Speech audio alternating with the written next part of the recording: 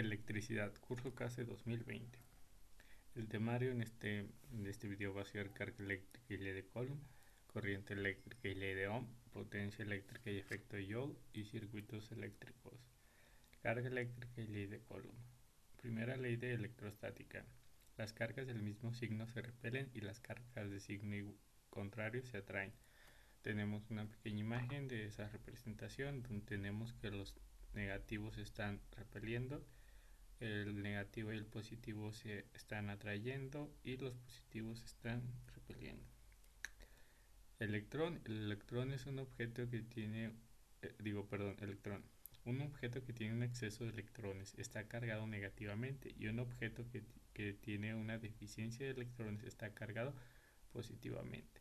Y el electrón se saca directamente de lo que es el átomo, y aquí tenemos las pequeñas esferas giratorias que viene siendo un electrón. Entonces el núcleo, nosotros sabemos que en el núcleo tiene neutrones y protones, entonces los neutrones son de carga neutra, por lo tanto no posee carga, y el protón es de carga positiva. Ahora, aislantes y conductores. ¿Qué es un conductor? Es un material a través del cual se transfiere fácilmente la carga. Un aislante es un material que se resiste al flujo de carga y un semiconductor es un material con la capacidad para transportar carga. Entonces, los conductores más comunes es el cobre, el cual está hecho la mayoría del cableado y los circuitos básicos. Uno de los mejores conductores, conductores con el que se cuenta es el oro, y pues existen muchos componentes de teléfonos y computadoras que tienen oro, ya que este hace que la electricidad fluya más rápido y por lo tanto pues el procesamiento de información es mayor. Los aislantes pues está el caucho, es uno de los aislantes más comunes. Las zonas plásticas también resulta ser un aislante, y el semiconductor pues es un punto medio entre conductores y aislantes. El semiconductor pues varía dependiendo de su estado y también de la temperatura y el material que sea. Hay unos que son menos conductores caliente o más conductores fríos, etcétera.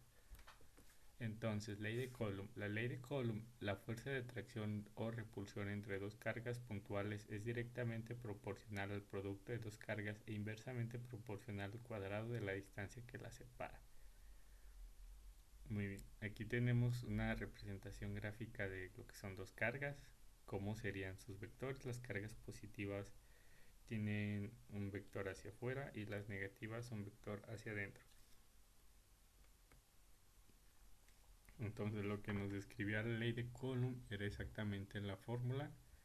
Esta es la fórmula de la ley de Coulomb, donde tenemos el significado y el símbolo de cada cosa. F es la fuerza de atracción, está de newtons. Entonces la fuerza de atracción se mide dependiendo si vamos a evaluar la carga 1 o la carga 2, ya que las fuerzas varían. Entonces tenemos aquí también, por ejemplo, cuando son positivas cómo se repelen, y cuando es negativa y positiva cómo se atraen. La carga que se mide en coulombs, la constante de proporcionalidad que se mide en newtons por metro cuadrado sobre coulomb cuadrado, y aquí tenemos lo equivalente de un electrón. Un electrón equivale a 1.6 por 10 a la menos 6 coulombs, y pues un microcoulomb equivale a 10 por 6 a la menos 6 coulombs. Ahora pasemos a hacer un simple ejercicio. Dice dos cargas Q1 que equivale a menos 8 microcoulomb y Q2 que equivale a 12 microcoulomb se colocan a 12 centímetros de distancia entre sí en el aire. ¿Cuál es la fuerza resultante sobre la tercera carga Q3, que es menos 4 microcoulombs, colocada al medio del camino entre dos fuerzas? Entonces aquí ya tenemos la representación gráfica, Q1 y Q2 que están a 12 centímetros y Q3 que está en medio.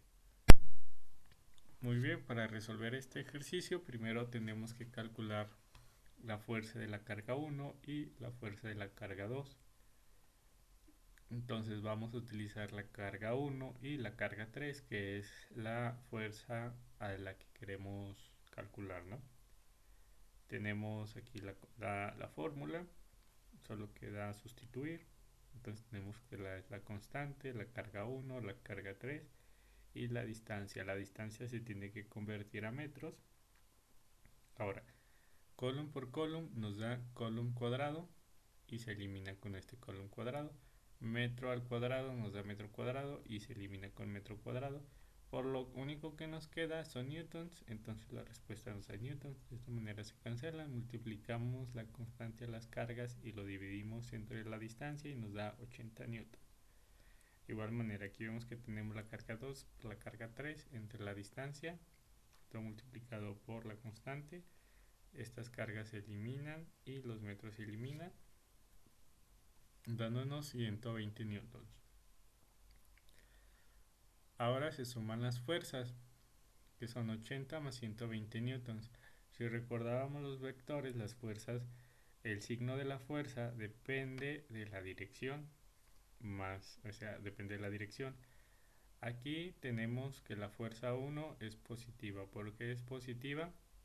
Bueno, ya sabemos que la carga 1 y la carga 3 son negativas y que las cargas negativas, las cargas iguales se repelen. Por lo tanto, vemos que la carga 1 tiene una carga mayor que la carga 3. Por lo tanto, la carga 1 va a empujar hacia la derecha a la carga 3. Porque como es la mayor cargada, es la que ejerce mayor fuerza, y como la carga 3 está a su derecha, pues la está empujando hacia la derecha. Y luego, por eso sería positivo 80. ¿Por qué? Pues la derecha se toma como positivo, ya que estamos imaginando un plano cartesiano donde la derecha es el más x y la izquierda es el menos x. Muy bien, ahora vamos con Q2. La fuerza 2, porque es positiva. Bueno, ahora vemos que es el caso de una carga negativa y una carga positiva, por lo que independientemente de su fuerza, la carga negativa es atraída hacia la carga positiva. Bueno, perdón, como esta es mayor también, entonces la carga negativa es atraída hacia la carga positiva.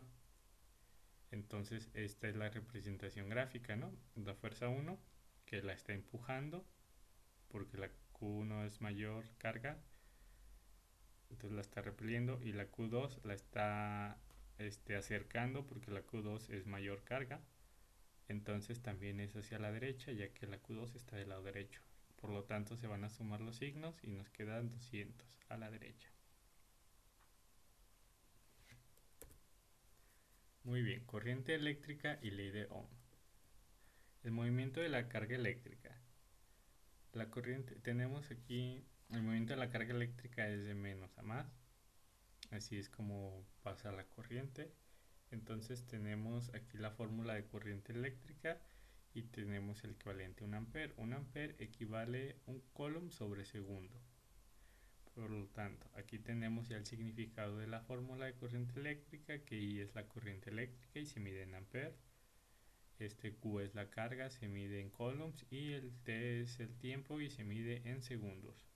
Es importante recordar en qué se mide cada una, ya que como vimos la fórmula pasada, la distancia se mide en metros. Entonces a veces nos dan las fórmulas en centímetros, nosotros tenemos que hacer la conversión porque si no lo realizamos de esa manera, nuestra fórmula no sería eficiente, entonces nuestro resultado siempre sería erróneo. Muy bien. Entonces, ejercicio 2. ¿Cuántos electrones pasan por un punto por el punto en 5 segundos si este mantiene en un conductor de corriente constante a 8 amperes? Ahora tenemos que 1 ampere es igual a 6.25 por 10 a la 18 electrones sobre coulomb. Ahora tenemos la fórmula donde es corriente eléctrica es igual a carga sobre tiempo. Entonces nos está preguntando la carga, tenemos que despejar, se está dividiendo, va a pasar multiplicando, y ahora solo sustituimos 8 amperes por 5 segundos, que nos da 40 coulomb. ¿Por qué nos da 40 coulomb? Bueno, la fórmula anterior vimos que un ampere equivale a un coulomb sobre segundo. Entonces solo cambiamos ampere por su equivalencia. Entonces se elimina segundo con segundo y nos queda coulombs. Ahora aquí tenemos otra conversión, por lo que este valor nos va a ayudar a convertirlo a los electrones. Decimos que son 40 coulombs por 6.25 por 10 a la 20, perdón, aquí es a la 18, me equivoqué. Electrones sobre coulomb, se eliminan los coulomb y nos quedan los electrones. Ahora, ley de Ohm. La ley de Ohm, la corriente que circula por un conductor dado es directamente proporcional a la diferencia de potencial entre sus puntos extremos, donde tenemos la fórmula que la resistencia es igual al voltaje sobre corriente eléctrica. Aquí tenemos ya el símbolo del significado, que es R es la resistencia que se mide en ohms, P es el voltaje que se mide en volts y I es la corriente eléctrica que se mide en amperes. Muy bien, tenemos el ejemplo 3. ¿Cuál es la caída de potencial a través de un resistor de 4 ohms cuando pasa por él una corriente de 8 amperes? Entonces nos está dando la corriente y la resistencia y nos está preguntando el voltaje, por lo que tenemos que despejar y nos queda que el voltaje es igual a la resistencia por la corriente, que es igual a 4 ohms por 8 amperes, que nos da 32 volts. Potencia eléctrica y el efecto Joule. Potencial eléctrico. El potencial B en el punto situado en la distancia R de una carga Q es igual al trabajo por unidad de carga realizado contra la fuerza eléctrica para transportar una carga positiva Q desde el infinito hasta dicho punto. Dado esto, tenemos la fórmula que es el potencial eléctrico es igual a la constante de proporcionalidad por la carga entre la distancia. Y también tenemos la fórmula de energía potencial, que tenemos que la energía potencial es igual a la carga por el potencial eléctrico. Bien, aquí tenemos la simbología y el significado de las fórmulas, que VA es potencial eléctrico y se mide en volts. K es la constante de proporcionalidad, se mide en newtons por metros cuadrados sobre coulomb cuadrado. Q es carga y se mide en coulombs. R es distancia y se mide en metros. Y el potencial eléctrico, la energía potencial se mide en joules o en julios. Ejercicio 4. Calcula el potencial eléctrico de un punto A que está a 30 centímetros de distancia de una carga de 2 microcoulombs. ¿Cuál es la energía de potencial si una carga de 4 nanocoulombs está colocada en A? Muy bien. Primero tenemos que calcular el potencial eléctrico de la carga de 2 microcoulombs. Para eso utilizamos la fórmula y sustituimos.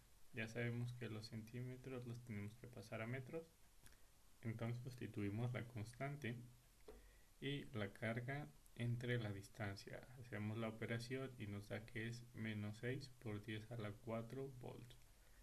Ahora usamos la fórmula de energía potencial, donde tenemos la carga secundaria, que es 4 por 10 a la menos 9 coulombs, por el potencial eléctrico, que es menos 6 por 10 a la 4 volts. Entonces esto nos da que es una energía potencial de 2.40 por 10 a la menos 4 julios. Circuitos eléctricos. Definiciones. Nodo. Punto en el que se unen dos o más elementos de un circuito. Circuito en paralelo. Cuando dos o más elementos comparten un nodo en sus dos extremos, estos están en paralelo. Circuito en serie. Cuando dos o más elementos comparten un solo nodo. Aquí tenemos un ejemplo de un circuito en serie y uno en paralelo. Entonces los nodos son los puntos donde se unen los circuitos. En este caso, bueno, cuando es en serie no se alcanza a notar, pero pues vemos que Vemos, por ejemplo, la resistencia 1 y la resistencia 2 se unen en un solo punto. La resistencia 2 y la resistencia 3 se unen en un solo punto y por lo tanto pues la definición sería que están en serie. El circuito en paralelo, ambos extremos se unen por el mismo punto. Vemos que la R1, la R2 y la R3 comparten arriba todos el mismo punto, la misma línea, y abajo ambas comparten la misma línea, por lo que están compartiendo las dos. Entonces esto sería un paralelo o gráficamente así se dibuja. Entonces tenemos lo que son las corrientes, los voltajes y las resistencias en un circuito, y para calcular cada una de ellas tenemos fórmulas distintas tanto para serie y paralelo. La corriente en circuito en serie es igual para todos los elementos y es la corriente total, o sea, la corriente de todo el circuito. Y en paralelo, la corriente de todo el circuito se va distribuyendo de acuerdo a cada elemento. Ahora, el voltaje en serie el voltaje total se va distribuyendo en cada uno, por lo tanto los voltajes se suman, y en paralelo los voltajes son iguales. Las resistencias se van sumando en la serie, y en paralelo tenemos esta fórmula. Entonces, tenemos esta otra fórmula de aquí abajo, la cual nos sirve cuando son solo dos elementos. Bien, tenemos un ejemplo. Dice, el voltaje total aplicado al circuito es de 12 volts y la resistencia R1 es de 4 ohms, R2 es de 3 ohms y R2 es de 3 ohms, R3 es de 6 ohms. Vamos a determinar la resistencia equivalente del circuito y a partir de eso vamos a determinar la corriente que pasa por cada resistor. Entonces, este sería nuestro diagrama. Para empezar, primero vamos a calcular la resistencia de estos dos elementos en paralelo. Bien, así sería el dibujo que esperamos obtener, donde las resistencias en paralelo vamos a sacarla como una RP. Para esto vamos a utilizar la fórmula vista anteriormente. Entonces, solo sustituimos R2 y R3, que sería 3 ohms por 6 ohms entre 3 ohms más 6 ohms. Esto nos da 18 ohms entre 9 ohms, que nos da 2 ohms. Entonces ya calculamos la resistencia resultante. Ahora, ¿qué sigue? Vamos a calcular la resistencia en serie de R1 más RP. Este sería el diagrama y así obtendríamos la resistencia total, que sería la resistencia 1 más la resistencia RP, que es 4 ohms más 2 ohms, que es igual a 6 ohms. Ahora, ¿cómo sacamos la corriente de todo el circuito? Pues usamos la ley de Ohm. Y pues ya tenemos que la corriente es igual a voltaje entre resistencia, que es 12 volts, entre 6 ohms, que nos da 2 amperes.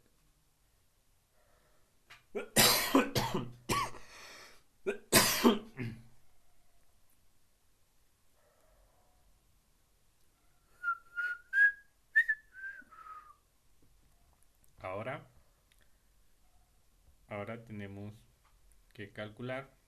Ahora vamos a ir recorriendo los pasos hacia atrás. Ya sacamos la resistencia total. Ahora vamos a sacar la resistencia el voltaje de R1 y el voltaje de RP. Vemos que la corriente en un circuito en serie es igual, por lo tanto decimos que R1 y RP tienen la misma corriente. Y ahora, para sacar el voltaje, tenemos que aplicar la fórmula, donde vamos a multiplicar la resistencia 1 por la corriente 1, que sería 4 ohms por 2 amperios, y nos dan 8 voltios. Y para el voltaje de P, el VP, tenemos que multiplicar RP por IP, que son 2 ohms por 2 amperios, y nos da 4 volts.